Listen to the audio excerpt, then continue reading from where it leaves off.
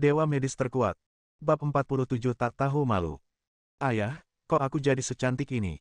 Aku merasa seperti sedang bermimpi. Ayah, apakah aku sedang bermimpi? Mencintai keindahan adalah kodrat wanita. Meski Xiao Zi baru berusia beberapa tahun, dia tidak ingin menjadi bayi jelek. Xiao Chen tidak tahu apakah harus tertawa atau menangis. Jangan khawatir, kamu tidak sedang bermimpi. Tadi malam, aku menggunakan ramuan obat untuk membersihkan saripati dan sumsum tulangmu. Tubuhmu kini telah pulih ke kondisi terbaik dan paling sehat. Apakah kamu menyukainya? Menyukai. Xiao Zi menarik kegirangan, memeluk Xiao Chen dan menamparkan wajah Xiao Chen. Melihatnya gembira bagaikan peri kecil, Xiao Chen pun ikut gembira dari lubuk hatinya. Ini mungkin kehangatan yang dibawa oleh cinta keluarga. Tepat saat dia tengah berpikir, bel pintu berbunyi kencang. Xiao Chen menepuk kepala putrinya dan berkata, "Pakai bajumu. Ayah akan memeriksanya." Setelah berkata demikian, dia meninggalkan ruangan dan turun ke bawah. Begitu dia membuka pintu, Su Ruoxue bergegas masuk dan memeluk leher Xiao Chen. "Xiao Chen, berhasil. Berhasil. Kamu benar-benar jenius. Dokter yang tak tertandingi. Aku menguji ketiga resep tadi malam, dan efek masing-masing luar biasa. Terutama yang untuk menghilangkan bekas luka. Aku memotong jariku sendiri di tempat itu, dan setelah menggunakannya, bekas lukanya hilang dalam beberapa menit. Ya Tuhan, aku tidak percaya. Asalkan kamu bahagia." Xiao Chen berusaha sedikit meronta, karena dada Su Ruoxue menekan begitu keras hingga dia hampir tidak bisa bernapas. Namun Su Ruoxue tidak mau melepaskannya. Sebaliknya, dia menangis karena gembira dan mengungkapkan rasa terima kasihnya yang tulus. "Xiao Chen, terima kasih. Terima kasih banyak. Aku tidak pernah menyangka akan memiliki kosmetik sebagus ini. Dengan produk-produk ini, aku mungkin bisa berdiri di puncak industri kosmetik dunia. Tahukah kamu? Kalau begitu, saya doakan Anda sukses dalam karir dan segera meraih kesuksesan. Semua ini berkat kamu." Setelah berkata demikian, Su Ruoxue mengecup pelan wajah Xiao Chen. Xiao Chen sedikit mengernyit. "Ini tidak bagus." Su Ruoxue terkekeh. "Aku menawarkan diri. Lagi pula, aku ini wanita cantik di kota. Apa menurutmu aku rugi jika menciummu?" Begitu dia selesai berbicara, suara Xiao Zi datang dari belakang. "Ayah adalah pembohong besar. Aku pernah memintanya untuk mencium bibir Ruoxue, tetapi dia menolak. Sekarang sifat aslinya terungkap, kan? Semua pria adalah pembohong besar." Su Ruoxue meliriknya dan langsung tidak dapat menahan diri untuk tidak terkesiap. "Ya ampun, Xiao Chen, mungkinkah dia Zi?" Xiao Chen mengangguk, dan Su Ruoxue segera berlari ke sisi Xiao Zi seolah-olah dia telah menemukan benua baru, menatapnya dengan saksama. "Ya Tuhan, Xiao Chen, kau telah mengubah putrimu menjadi seperti ini dalam semalam. Bagaimana mungkin kau melakukannya?" Xiao Chen berkata dengan tenang. "Tidak apa-apa, gunakan saja beberapa ramuan obat kelas atas untuk melembutkan tubuhnya." Mata Su Ruoxue berbinar. "Aku juga boleh?" Xiao Zi langsung berteriak. "Tapi ayah akan melihatmu telanjang." Su Ruoxue tersipu, tetapi berkata dengan tegas. "Bahkan jika itu masalahnya, aku masih ingin menempa tubuhku. Wanita dapat melepaskan semua prinsip demi kecantikan. Bahkan kecantikan seperti Su Ruoxue, yang secantik kecantikan kota, tidak terkecuali." Xiao Chen menggelengkan kepalanya. "Jangan main-main. Ramuan obat itu tidak mudah didapat. Bahkan jika kamu mendapatkannya, kamu tidak semudah Zi. Kamu tidak cocok untuk itu." "Ah, begitukah?" Su Ruoxue tidak dapat menahan perasaan sedikit kecewa. Namun dia segera menepis emosi negatif ini. "Lupakan saja, kurasa aku harus mengerjakan produknya dulu. Aku akan pergi ke perusahaan sekarang. Xiao Chen, jangan masak makan siang hari ini. Aku yang traktir." Setelah berkata demikian, dia berlari keluar dari villa Xiao Chen. Xiao Chen tidak dapat menahan diri untuk menggelengkan kepalanya lagi. Gadis ini terlalu ambisius.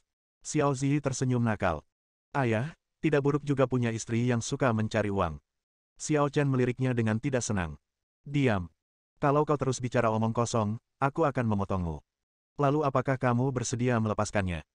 Xiao Zi mengedipkan mata besarnya yang polos, membuat Xiao Chen terdiam. IQ gadis kecil ini telah meningkat pesat karena tempering tubuh. Meski usianya baru 4 atau 5 tahun, dia nakal seperti anak berusia 7 atau 8 tahun. "Sepertinya saya akan sakit kepala di kemudian hari." Komunitas Jiangbei Tianhao Villa, yang terletak di pusat zona pembangunan baru Jiangbei, adalah salah satu komunitas terkaya di Jiangbei. Sekitar pukul 8 pagi, sebuah mobil Mercedes-Benz Maybach melaju ke pemukiman tersebut. Yang duduk di dalam mobil adalah Xiao Da, yang perutnya buncit. Sebagai putra tertua keluarga Xiao, kehidupannya sekarang dapat digambarkan seperti ikan di air. 5 tahun yang lalu, karena dia telah berhubungan dengan keluarga Lu di Kyoto, sejak saat itu, Xiao Da memiliki kekuasaan atas semua orang di Jiangbe, besar atau kecil, dan hampir tidak ada seorang pun yang berani tidak memberinya muka. Mengapa? Karena di belakangnya, ada keluarga berusia seabad, keluarga Lu. Walau di belakangnya, Xiao Da selalu dikritik karena tidak setia, tidak bermoral, dan mengkhianati saudara-saudaranya sendiri demi kekayaan dan kejayaan. Tapi, lalu kenapa? Bukankah dia menjalani kehidupan yang sangat nyaman? Dia tinggal di villa mewah, mengendarai Mercedes-Benz, dan jika dia melambaikan tangan keluar, dia akan melihat sekelompok wanita. Dia rela menukar kehidupan mewah semacam ini seumur hidup, sekalipun itu berarti harus masuk neraka tingkat 18. Sedikit mabuk, Xiao Da perlahan berjalan ke villanya. Keluar setiap malam dan menikmati semua hal baik di dunia telah lama menjadi tema utama hidupnya. Tetapi hari ini, begitu dia memasuki pintu, Xiao Da tidak dapat menahan perasaan sedikit bingung. "Waner, mengapa kamu tidak pergi bekerja?" Xiao Wan duduk di sofa, memeluk lututnya, matanya merah dan kantung matanya berat, seolah-olah dia tidak tidur sepanjang malam. "Saya tidak magang di Su Group baru-baru ini." "Oh, apa? Beraninya orang-orang dari grup Su menyulitkanmu?" Xiao Wan menggelengkan kepalanya. "Tidak, hanya saja aku sedikit bingung." "Bingung? Apa yang membingungkan? Bicaralah pada ayahmu." Xiao Da duduk di sebelah Xiao Wan dan melingkarkan lengannya di bahu putrinya. Tindakan yang sangat tidak sopan ini membuat Xiao Wan merasa sedikit jijik, tetapi bagaimanapun juga, pihak lain itu adalah ayahnya. Dia menarik napas dalam-dalam lalu berbicara. "Ayah, menurutmu, apakah ada orang di dunia ini yang bisa berubah dari tidak punya apa-apa menjadi seorang bintang hanya dalam beberapa tahun? Apa artinya menjadi kaya dalam semalam? Bagi sebagian orang, memenangkan tiket lotre senilai $5 juta juga dianggap sebagai kesuksesan satu langkah. Namun bagi kita, kecuali kekayaan bersih kita melebihi 100 miliar, bagaimana itu bisa dianggap sebagai kesuksesan satu langkah?" Xiao Wan berpikir sejenak dan berkata, "Misalnya, bisakah orang biasa, tanpa latar belakang keluarga atau koneksi apapun, membuat Tuan Tang dari keluarga Tang tunduk padanya?" Kentut. Xiao Da memutar matanya. "Apakah Anda sudah gila? Tuan Tang, identitas macam apa itu? Dia adalah salah satu dokter paling terkenal di negara Yan. Hanya ada segelintir orang yang bisa membuatnya tunduk kepada Anda. Bahkan jika keluarga Lu bisa menghadapi Tuan Tang, mereka tidak bisa membuatnya tunduk kepada mereka. Membunuh orang dan membuat orang menyerah adalah dua konsep yang sama sekali berbeda.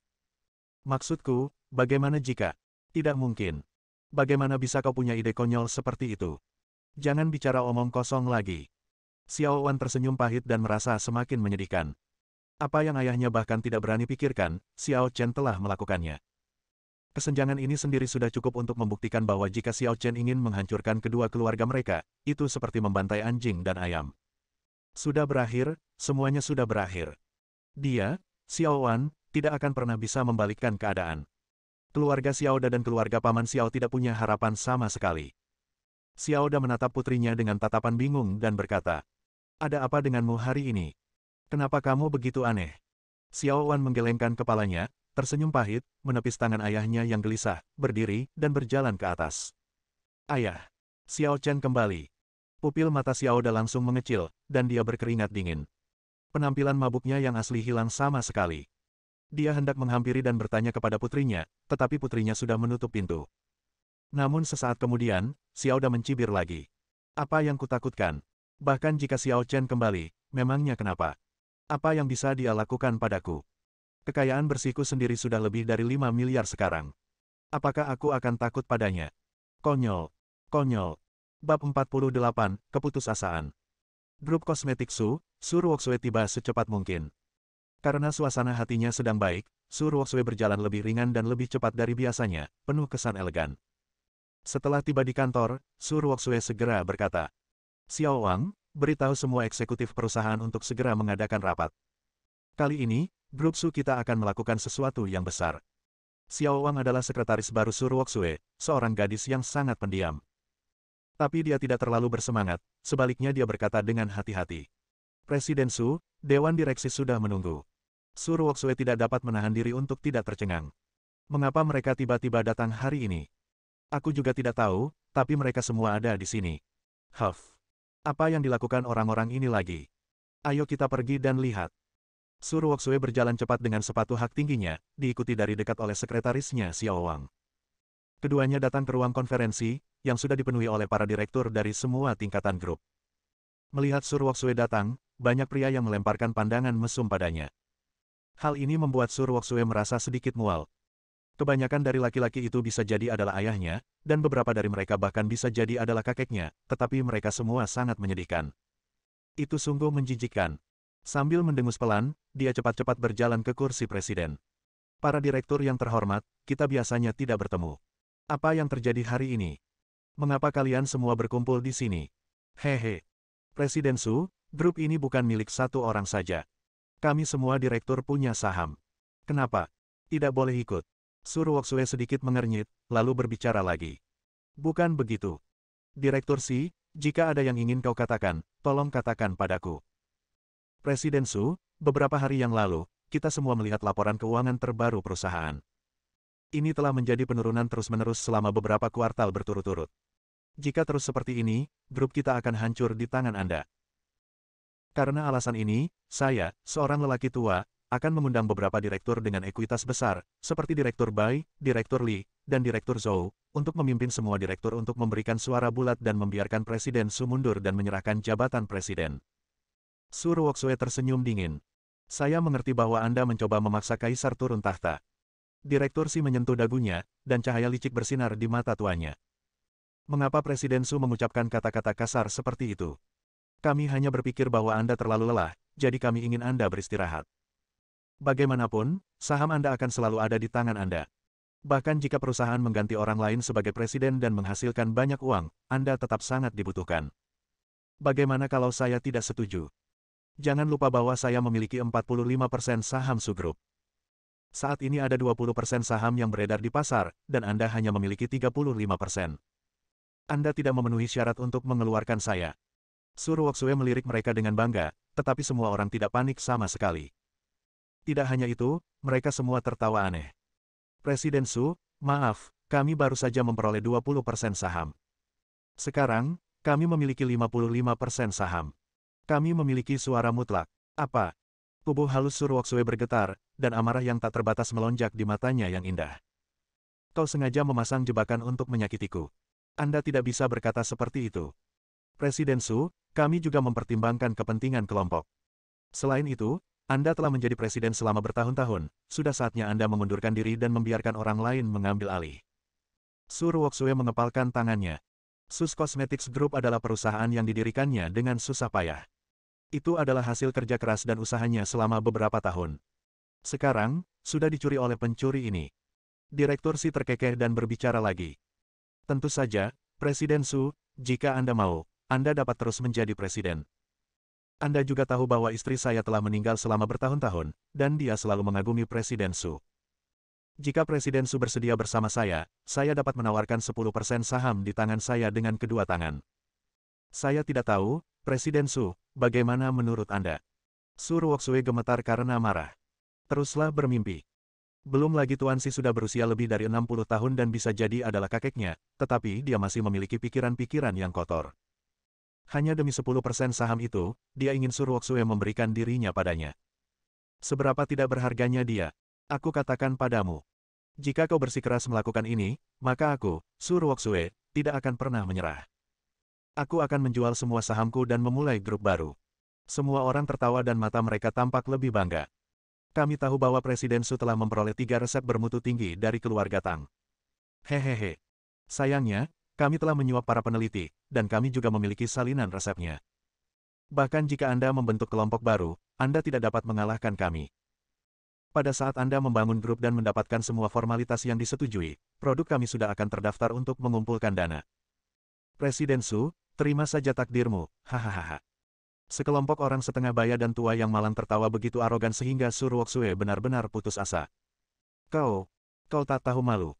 Tak tahu malu. Kalau orang tidak punya malu, dia akan tua sia-sia. Kita sudah tua, apa gunanya bicara tak tahu malu? Yang kita bicarakan adalah uang, banyak uang. Hehehehe. Sur Woksue sangat marah hingga dia hampir pingsan. Pada saat ini, dia benar-benar ingin mengambil pisau dan membunuh bajingan-bajingan ini. Tetapi, dia tidak dapat melakukannya. Dia hanya seorang wanita lemah, bagaimana dia bisa menghadapi harimau, macan tutul, serigala dan serigala ini? Pada akhirnya, Su Ruoxue diusir dari ruang rapat, tampak sangat malu. Dia bahkan tidak tahu bagaimana dia bisa pulang. Seluruh orang itu seperti mayat berjalan, bahkan Ferrarinya pun penuh dengan bekas luka. Xiao Chen dan putrinya baru saja kembali dari sarapan. Ketika mereka melihat Su Ruoxue duduk di dalam mobil, tidak mengatakan sepatah kata pun, dengan mata merah dan linglung, mereka tidak dapat menahan perasaan sedikit bingung. Gadis, ada apa? Bukankah kamu baik-baik saja saat pergi pagi ini? Panggilan, gadis, dari Xiao Chen langsung membuat Su Ruoxue menangis. Semua emosi yang terpendam tak dapat ditahan lagi. Wah, sudah berakhir. Sudah berakhir. Semua kerja kerasku hilang. Perusahaan sudah diambil alih oleh mereka. Aku bukan presiden lagi. Xiao Chen sedikit mengernyit. Dia menyadari adanya perebutan kekuasaan dalam perusahaan. Tidak masalah. Saya bisa menyediakan dana dan Anda tinggal memulai grup baru. Tidak ada gunanya, Mereka menyuap para peneliti dan mencuri resepnya. Sekarang aku tidak punya apa-apa. Kecuali sedikit saham itu, aku tidak punya apa-apa. Mereka sekelompok bajingan. Bersambung.